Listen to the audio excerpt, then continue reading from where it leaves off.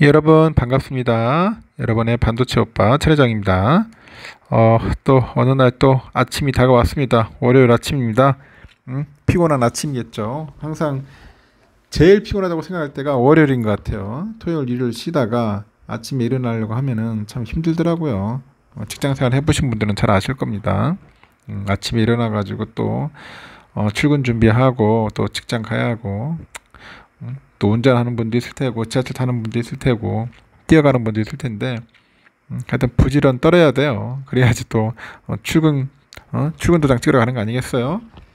하여튼 좋은 일들이 좀 가득했으면 좋겠습니다. 잘 될 겁니다. 우리가 살다 보면은 이런 게 있더라고요. 이런 사람을 만났으면 하늘이 도운 거다. 이런 사람 만났다면은 하늘이 도운 겁니다. 이런 얘기를 하는데 과연 이런 사람이 무엇일까요? 첫 번째 내가 볼 때는 내가 건넨 배려를 그냥 넘기지 않고 기억하는 사람이 내가 원하는 이런 사람이 아닌가 하는 생각이 듭니다. 두 번째는 내가 힘들 때 내 이야기를 진심으로 들어주는 사람이고요. 세 번째는 할까 말까 고민할 때 일단 해보라고 응원해주는 사람이 있습니다. 그런 사람도 이런 사람이 아닐까 하는 생각이 듭니다. 네 번째는 내가 힘들 때 손 내밀어주는 사람이 있고요. 다섯 번째는 나를 수단이 아닌 목적으로 생각하는 사람이 또 있더라고요. 그리고 여섯 번째는 내 앞에서는 감추지 않는 그런 모습을 보여주는 사람도 있습니다. 우리는 살면서 수많은 사람들하고 만나고 헤어지지만 진짜 여러분의 사람을 만나는 것은 정말 쉽지는 않습니다. 정말 쉽지는 않아요. 이 별것 아닌 것처럼 보여도 여러분을 생각해주고 여러분의 마음을 알아주는 사람이 곁에 있다는 것은 정말로 소중한 일이지 않겠습니까? 만약에 곁에 그런 사람이 있다면은 오늘은 그 사람에게 뭔가 감사의 마음을 한번 표현해 보십시오. 감사의 마음을 꼭 표현해 보세요. 하여튼 제가 이야기하는 거 한번 실천하시면은 여러분의 삶이 좀 뭔가 좀 윤택해지지 않을까 하는 생각이 듭니다. 그러면 또 삼성의 이야기를 한번 또 해보도록 하겠습니다. 그냥 편안하게 들어주시면 됩니다. 애플이 차세대 스마트폰이죠. 아이폰 15 시리즈를 이제 공개하다 보니까 하반기에 또 스마트폰 또 대전이 본격 개막됩니다. 개막이 된다. 그렇게 보시면 되고 올 상반기 전 세계 스마트폰 점유율 1위를 지켜낸 삼성전자가 하반기에도 1위 자리를 수성할지가 주목이 돼요. 모바일 업계 따르니까 올해 하반기 스마트폰 시장에서 애플, 화웨이, 삼성전자, 구글이 이제 4파전을 이제 벌일 예정인데 지난 7월이에요. 삼성전자의 갤럭시 Z 폴드 5랑 플립 5 시리즈를 이제 시작으로 해서 화웨이의 메이트 60, 애플의 아이폰 15까지 공개된 상태입니다. 구글의 픽셀 8도 내달 공개를 앞두고 있어요. 가장 먼저 신제품을 공개한 게 삼성전자입니다. 삼성은 지난 7월 26일 갤럭시 언팩 행사에서 갤럭시 Z 플립 5랑 폴드 5를 공개를 해요.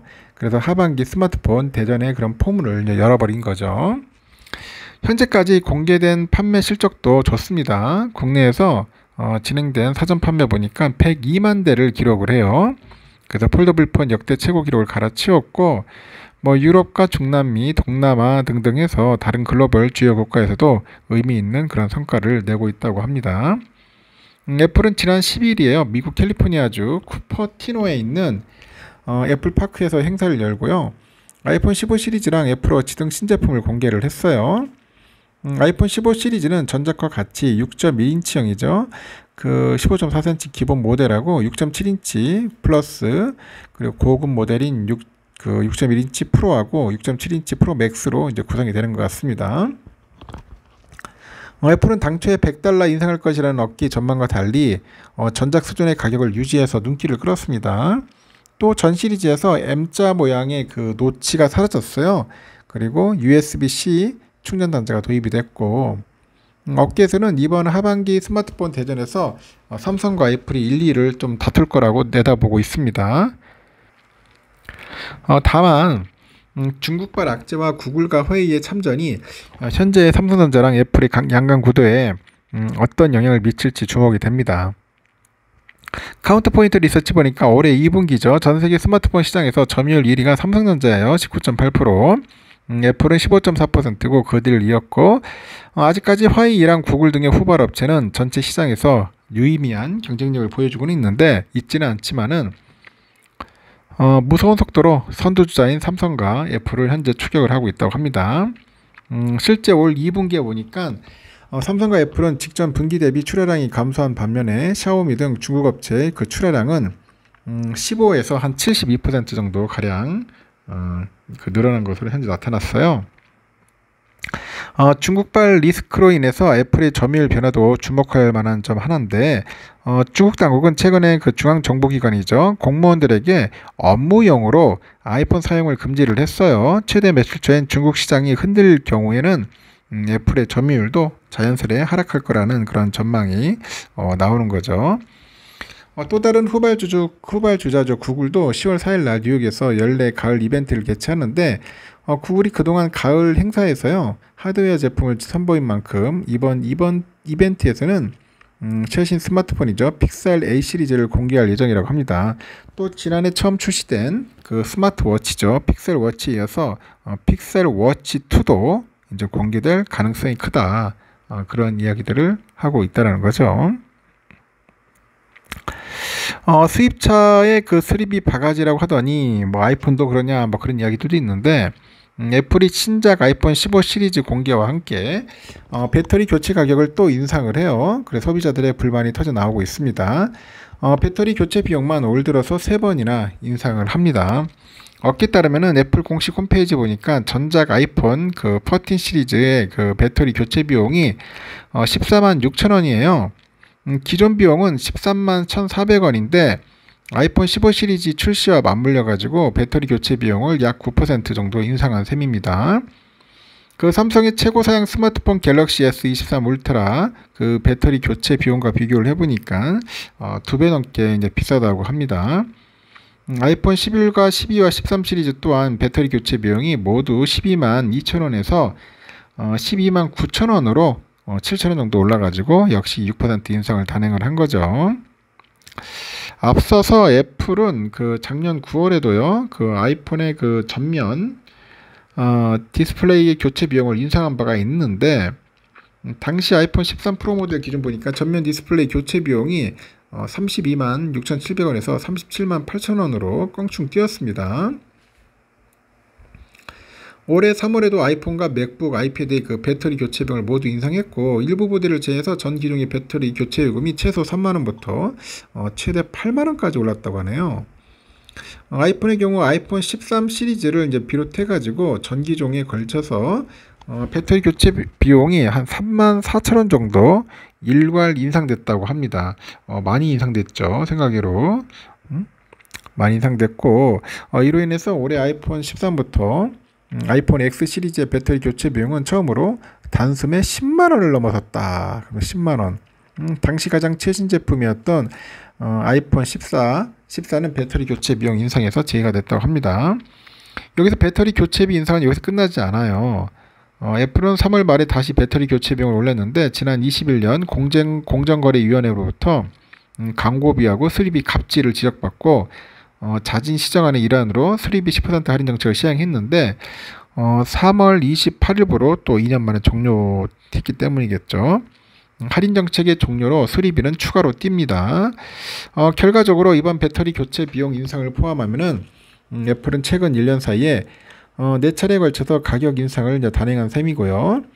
애플은 이번 아이폰 15 시리즈의 가격을 아이폰 14 시리즈와 동결을 해가지고 소비자위원회에 나섰는데 수리비 인상 등으로 인해서 체감할 수 있는 효과가 이제 반감되는 모양인 것 같습니다. 여기에 또 이번에 아이폰 15부터 충전 포트가 USB-C 타입으로 바뀌었다고 했죠. 그 기존 라이트닝 케이블하고 호환할 수 있는 어댑터를 새로 출시를 했는데 역시 4만 5천원에 달해서 고가다. 그런 이야기가 또 있어요. 아이폰 15 시리즈의 한국 공식 출시 일정은 아직 나오지 않았네요. 보니까 일본의 경우 1차 출시국에 포함됐고 15일 오후 9시부터 사전 예약을 시작하고 20일 발매 예정이다. 그런 이야기가 있습니다. 왜 한국은 항상 1차에서 빠질까요? 참 아이러니합니다. 제가 볼 때도 무시하는 건지 아니면 장난질하는 건지 모르겠네요. 보면. 그리고 국내 그 스타트업 루닛이라고 있는데 그 인공지능을 활용을 해가지고 요즘 영상 판독 기술로 정확하게 암의 위치를 찾아낸다고 합니다. 루닛. 요즘 주가 좀 많이 올랐던데 지난 8일날 국제학술지 그 랜시 디지털 헬스에는 루닛의 그 유방암 판독 결과가 전문의 2명이 판독과 비슷하다는 그런 연구 결과가 실렸고요. 해외 반응은 뜨겁네요. 뭐 후지필름, GE 헬스케어 등 글로벌 파트너사랑 협력을 해서 세계 2,500여 개의 의료기관에 공급을 합니다. 호주의 국가 암검진 사업도 수주를 했는데 미용 목적의 피부 리프팅 의료기기의 슈링크를 납세해가지고 하는 그 기업이 있어요. 클래시스. 최근 2년간 매출이 2배 뛰었네요. 뭐 브라질이나 아시아, 중동 등 해외 매출이 폭발적으로 증가하고 있고요. 그 반도체 장비 업체 HPSP는 반도체 전공정에 필요한 그 고압수소죠. 어닐링 장비를 세계에서 처음으로 개발을 해서 삼성전자 등에 공급하고 있는 것 같아요. 미세 공정에 기여한 기술력을 인정받았고요. 지난해 기준 영업이율이 53.5%네요. 보니까 이들 기업이 네로라는 국내 간판 기업을 제치고 대한민국 혁신기업 30에 처음으로 뽑힌 배경입니다.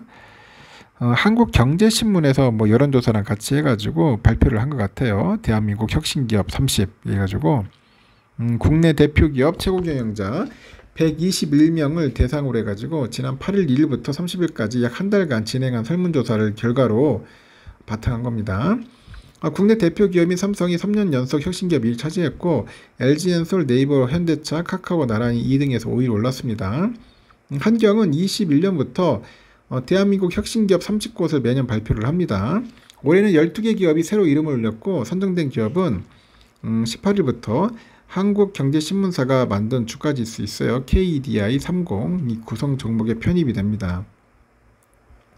이렇게 혁신의 바람이 세계 증시를 흔드는데 미국의 그 GPU 강자예요. 엔비디아가 보여준 인공지능 AI 반도체 실적은 올해 세계 증시를 달궜습니다. 유럽에서는 기적의 다이어트 신약 그 위고비를 개발한 그 노보 노디스크죠. 이게 세계 1위 명품 업체 루이비통을 제치고 시가총액 1위에 올랐다고 합니다. 국내에서도 이런 혁신의 바람이 거세게 불고 있는데 한국경제신문에서 이야기하는 그 혁신기업에는 12개 기업이 새로 이름을 올렸네요. 작년에 새로 선정된 기업 8곳보다 절반가량이 늘었다. 그런 이야기가 있는 것 같습니다.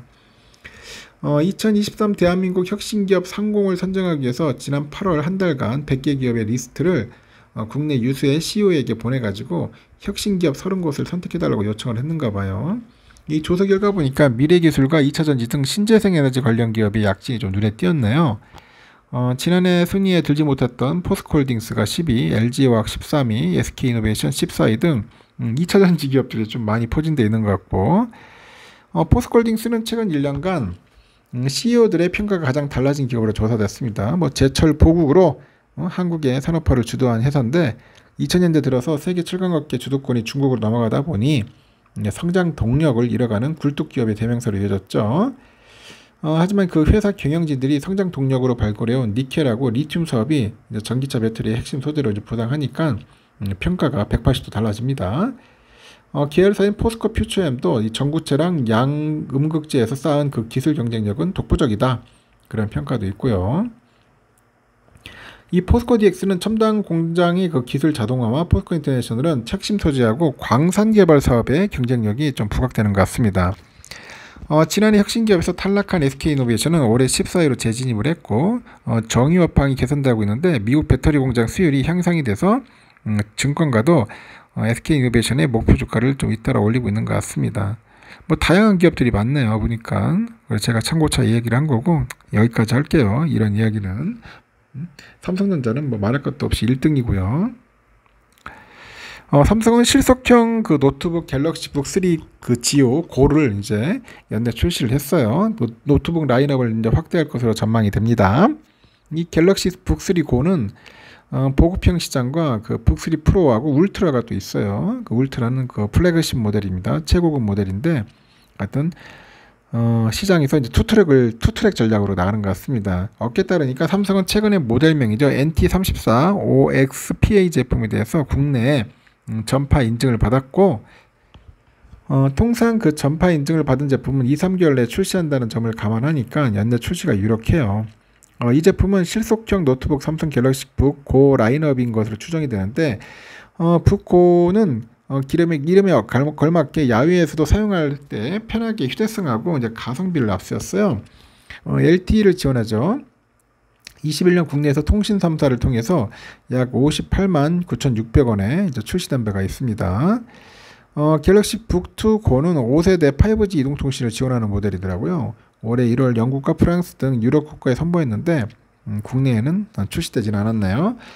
갤럭시 북2 고는 그 퀄컴 스냅드래곤 7C 3세대를 탑재해가지고 5G 이동통신을 지원하고 스냅드래곤 7C 2세대를 장착한 전작 대비 CPU 40%, GPU는 35% 성능이 각각 개선됐다고 합니다.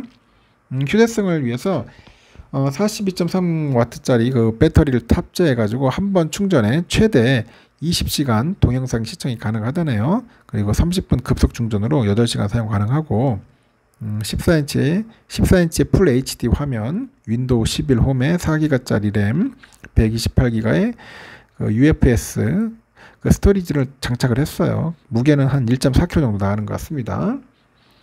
후속작인 갤럭시 북3 고 역시 이와 비슷한 사양을 갖출 것으로 전망이 되네요. 다만 휴대성은 좋지만은 사양이 지나치게 낮다는 의견도 적지 않아서 일부 사양을 소폭 개선하겠지만은 큰 변화는 없을 것 같다, 그런 이야기를 합니다. 업계에서 5G 제품인 만큼 출시 여부는 통신사와도 협의해야 하기 때문에 실제 출시까지는 시간이 다소 걸릴 수 있다는 겁니다.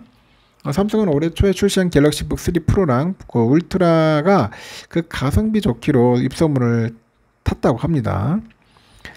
삼성의 MX 사업부장 노태문 사장이 이를 이용해서 노태북이다, 가태북이다 이런 별명이 있는데 제가 볼 때는 좀 더 오버인 것 같아. 오버. 무슨 가태북이야 우리는. 응?